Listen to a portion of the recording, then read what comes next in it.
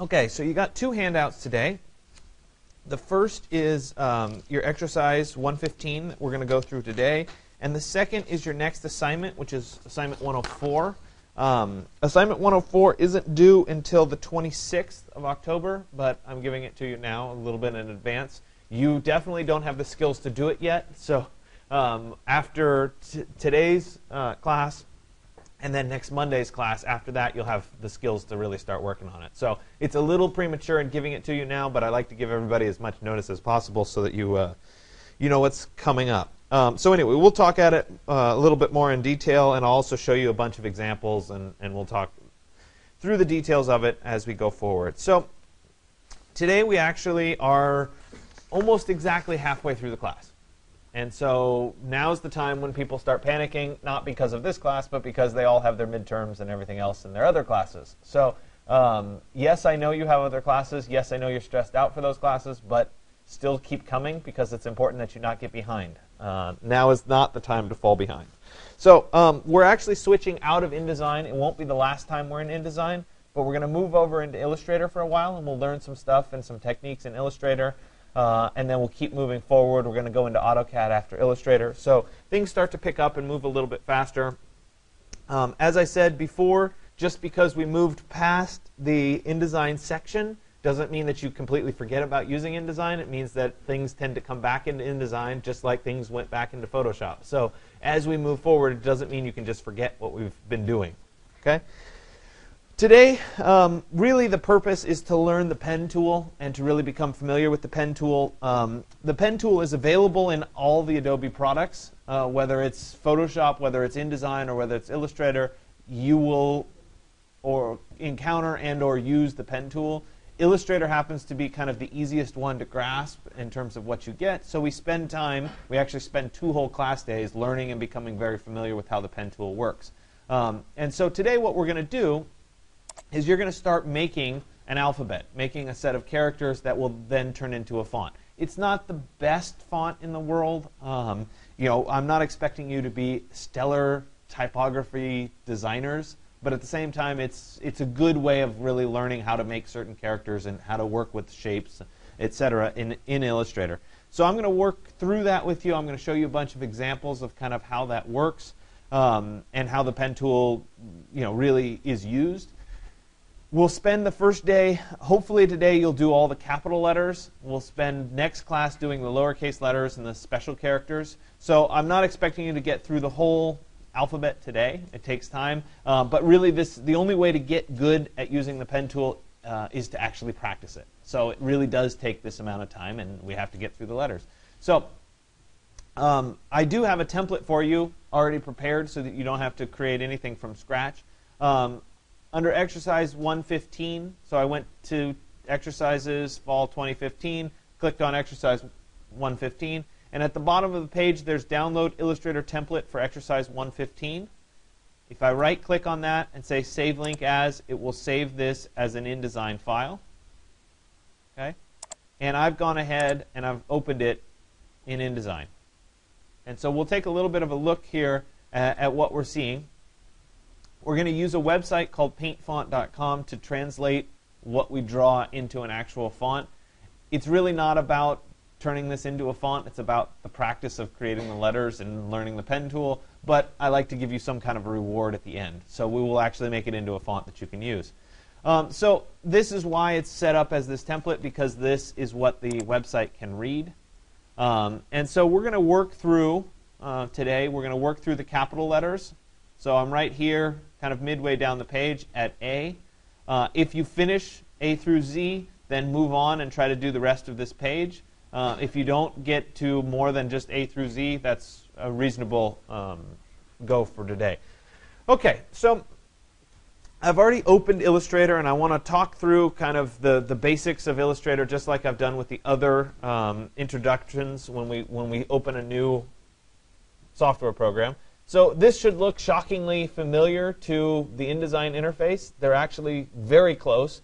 In the old days, we used to do all of our layout stuff in Illustrator. So things like file place still exist in Illustrator, but we'll kind of cover more of the drawing side of Illustrator than anything else. On the left-hand side here, we have our standard toolbar. Notice that there are two selection tools. There's a black arrow and there's a white arrow. Those two will become very apparent why there's two different arrows. And we'll talk through what those arrows mean today.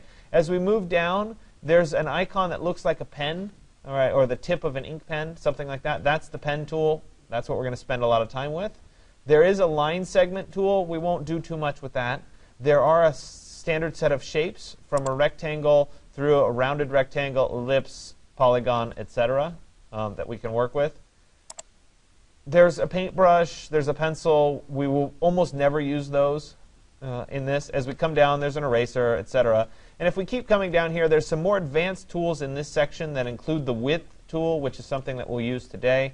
And there's a live paint tool, and there's a free transform tool, and we'll cover some of those. If we keep coming all the way down to the bottom, we'll see that there's two color swatches that are available to us. One is just a white rectangle. It could have some color in it, but that is referred to as the fill color. So if I had a shape, let's see if I can,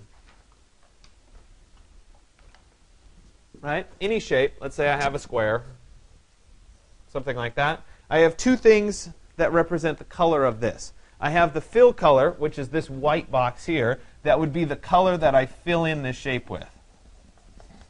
Okay? Then I have a little, just move the mouse here.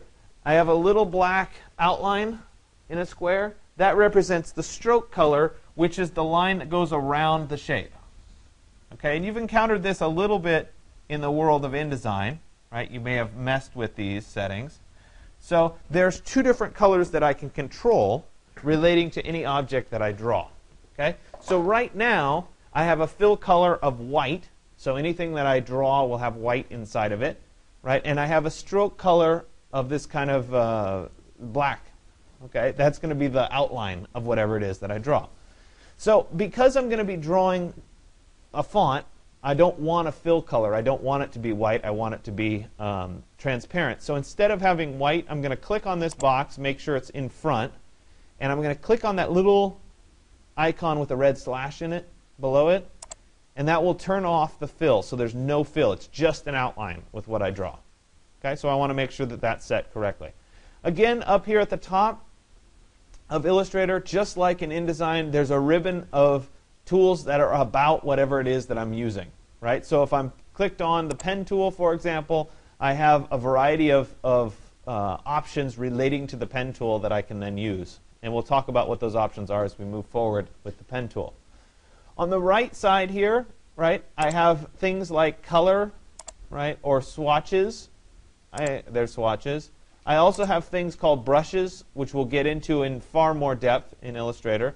If I come down here, I have a palette called Stroke. This has to do everything with how the line is going to look. Stroke is essentially the same thing as line. One of the things that Illustrator does, annoyingly, by default, is it hides a lot of the options. So you see this little triangle with 3 or 4 lines next to it? If I click on that, I can say Show Options, which will give me the whole palette that contains all of the information. Why they don't show this by default, it baffles me. Okay? But we'll cover what those various things are. As we continue down here, we have things like transparency, but we also have layers. Okay? So that looks very similar to the layers that we've been dealing with in InDesign. What I'm going to be drawing on today is font page 1, because we're dealing with font page 2, or font page 1 today. You see that there is page 2 and there's font page 2. All of those layers are turned off right now. So I want to make sure that I have font page 1 selected as kind of this lighter grayish color before I start drawing. Okay? If you start drawing on a different layer, you may have difficulty or you may not be able to draw at all. So for example, if I was on this layer, I went to the pen tool. See how I get the little slash next to my pen tool? It says I can't draw. I want to make sure that I'm on font page 1, in which case I can actually draw. Okay, so I'm going to go ahead and I'm going to zoom in a little bit so that I can work here on the letter A. And you'll have to figure out what is the ideal zoom level for what it is that you're creating. So I've already established some basic guidelines to help us. I have a baseline that's established. I have a cap height that's established. This is a descender line here that's already established. For the capital letters, I'm going to go from the base to the cap height for the most part. Okay? So let's start with the letter A. I've picked the pen tool as my default. Okay? And my stroke weight is set to 1, which is going to be a reasonable line for right now. And I'm going to start by drawing the letter A. And so I'll click on my first point here. And then I'm going to click in the center up here. And you see that it's drawn the first leg of my line. Because it's the pen tool, I can continue to draw a second leg, which would be right there. Okay? When I'm done, right, I'm done with that segment, I'm going to go ahead and click on the black arrow. I'll click off on the page so that nothing's selected anymore. And then I'll come back and I'll draw the cross that goes across the A. Now, if I could click on the line itself, it's going to try to add a control point. So what I need to do is I need to be slightly off the line when I draw this crossbar. All right? And so I'll draw that like that. And I end up with the A. Okay? Now, I'd like these to actually cross over each other.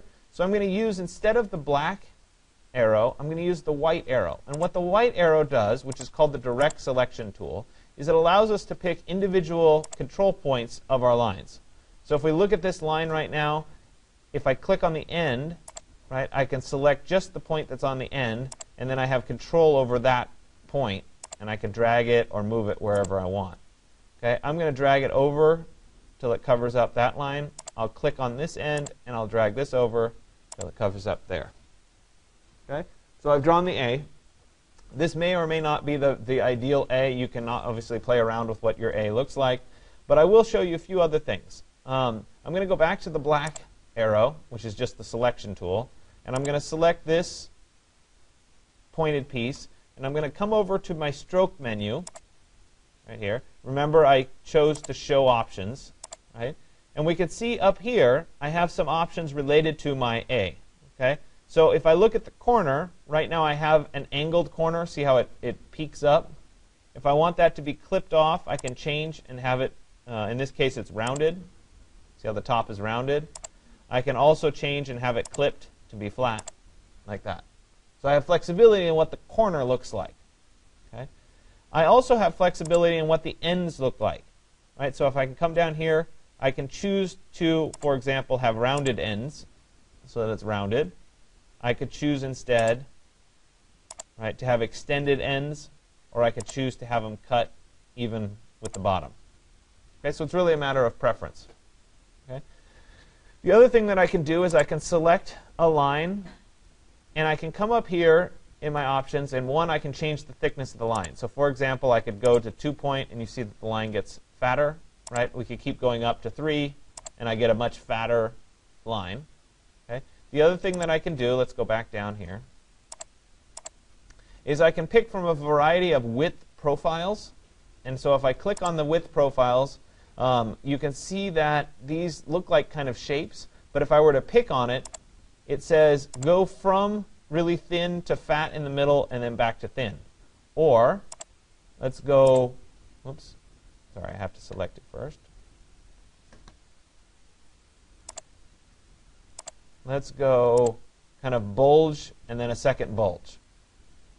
Right? Or maybe have the ends pointed. Or maybe have it get bulgy in the middle, etc. Right? So you can kind of play around with what those do to your particular letter. Okay? If you don't like what these width profiles are, we can go back to uniform. Oops, I have to select it. Go back to uniform. And we can create our own. So down here, we have something called the width tool, which I can click on. And when I click on that and I move over my line, I get kind of a point that's going to be where I'm going to change my line thickness. If I click and hold and drag, I can increase or decrease the thickness of my line. Something like that. Or I could get it thinner, depending on what it is that I'm trying to do. This takes some practice to kind of sort out. I can create a custom profile, right, by dragging a variety of points at any place on my line to build this. Okay, this might look too silly, so we'll back up and go back to a standard line. It's not required that you play with that. I just wanted to show you that it exists. Okay, so let's continue on with the pen tool and move over to the letter B. So I've held down spacebar to move over, and I'm going to start with the letter B. And so again, I'll use the pen tool, and I'll draw the starting line of the letter B, which will go vertical right here. I'm going to hold down Shift to make sure it stays vertical. There it is. Okay, once again, I'll click on the selection tool, deselect everything, and I'm going to come back to the pen tool and start again. So we've done this part. If I move my mouse over the end of this line, you see how next to my pen tool, I end up with a little slash? You guys see that little slash that shows up? It's right here. Right, that means I'm going to continue from my last point. So if I click on it, it will start at this point and continue on. So I'll come over here, and I'll start to draw the top of the B, like that. Now, thus far, we've just been clicking. Okay, so if I were to click and make this B, right, I'd end up with a very angular-looking B of some kind, something like that. Okay, might not want that, so let me back up. If I want something to be round, and this is really the part that takes a lot of practice, what I'll do is instead of just single clicking, I'm going to click and hold and then drag a tangent line. All right? And that tangent line controls the curvature of what that arc is going to be. Right? So then I'll come back to the bottom here, and again I'll click and hold, and I'll get some curvature, and then I can come back to that. Oops. I'll come back to this point, something like that. All right, let me come back down to the bottom, and I'll start at the bottom.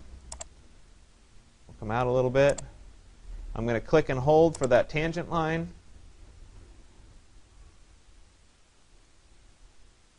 And then maybe I'll come back to there, something like that.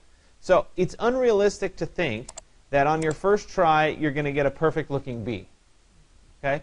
So a lot of times it takes a little bit of extra work to finesse this. So if I come back to the direct select tool, the white arrow, and I click on any one of these control points, for example here in the middle, you can see that the tangent line shows up again, and I can now either manipulate where that line goes, or I can manipulate the tangent to adjust the curvature of that particular line segment. So I could pull this back, for example, and adjust the bottom. Right? I could pull this forward a little bit and adjust that. Let me pull this so that it ends up meeting up there, and let me pull this so that it comes over and meets there. Maybe it needs to meet down a little bit more. Something like that. Okay? To be able to create that character. This takes a lot of time and a lot of practice to get the pen tool right. Okay? But it's worth practicing because you'll ultimately use it quite a bit in the world of InDesign. So you want to get used to kind of the basic adjustments. Generally speaking, the fewer points you use, the better. Right? So in this example, I picked 1 point at each of the centers of the two arcs of the B. Okay? If I were to instead try to draw the B, I'm going to draw it next to it right here. And I came over, and I were to pick a point here, and a point there, and a point there, and then I came back, something like that, the end is never going to look as smooth as a single point. Does that make sense? So it's always better to use as few of points as you can to control the curvature. Otherwise, you're going to end up with kind of choppy, angular setup. So let me go back to the black arrow here, the selection tool, and we're going to delete that. Okay? So let me come over to the next letter, which is C. Now, by the way, you don't have to do all these letters in order. Right? If you want to do the straight letters first to get used to the pen tool and then come back to the curved letters, that's fine. Now, on the letter C, I could use the pen tool, and I could start here. I'll single click, and then I can come up to the top here and control the arc, something like that. I could come halfway down the side. Oops, sorry, I clicked by accident here. Right, control the C there.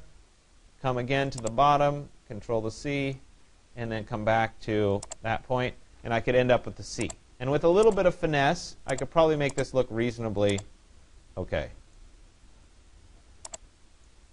Right? And so I keep playing with it a little bit till I get it to look the way I want it, and I could end up with a C. Okay? It's not that bad, but it's not perfect. And I'd like to play around with it. And since the C is based on basically an oval, instead of creating it with the pen tool, I'm going to come down here to the shapes, and I'm going to choose an ellipse, all right, which is an oval. And then I'll click and draw an oval, which is perfect, right? It's symmetrical. And so what I need to do now is I need to get rid of this section of the C to make it a C instead of an O. Okay? So I'm going to come back to the pen tool, and I'm going to show you that there are other options to the pen tool. So if I click and hold on the pen tool, you see that I have add anchor points and delete anchor points. Okay? I'm going to click on the add anchor point tool, and I'm going to add an anchor point at the top and the bottom of the opening of the C. So at the top and the bottom. Okay? And then I'm going to use the direct select tool, the white arrow, and I'm going to select the point that's in between the two. That point right there. And I'll press the delete key, and I'll get rid of that part of the line segment. So I used the shape, the circle, to create a nice, even, smooth curve, and then I eliminated part of it by trimming it off. Okay? So let's go on to the D, for example. This time I'm going to do it using a combination of methods. So I'll use the ellipse tool first.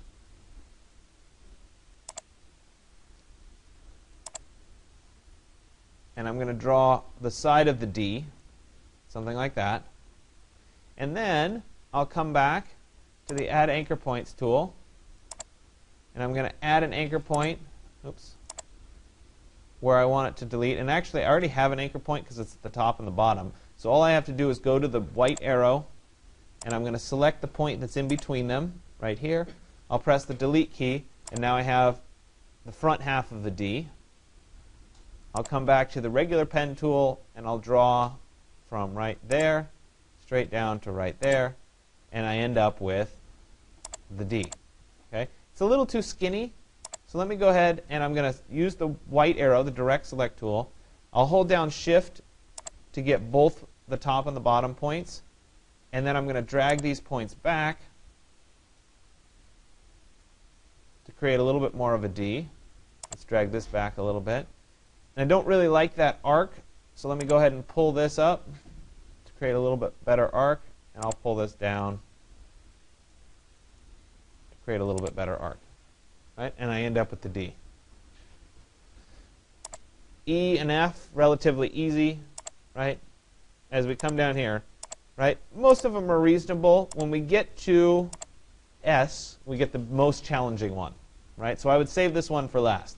This one will take the most practice. So I'm going to use the pen tool, and I'm going to start it right where I think the S needs to start. And this is a matter of picking the correct number of points. So I'll start there, and I'm going to pick a point kind of at the top of this arc, something like that. As I come down, I'll pick a point on the back side of this arc. I'll pick a point down here. I'll pick a point right about there.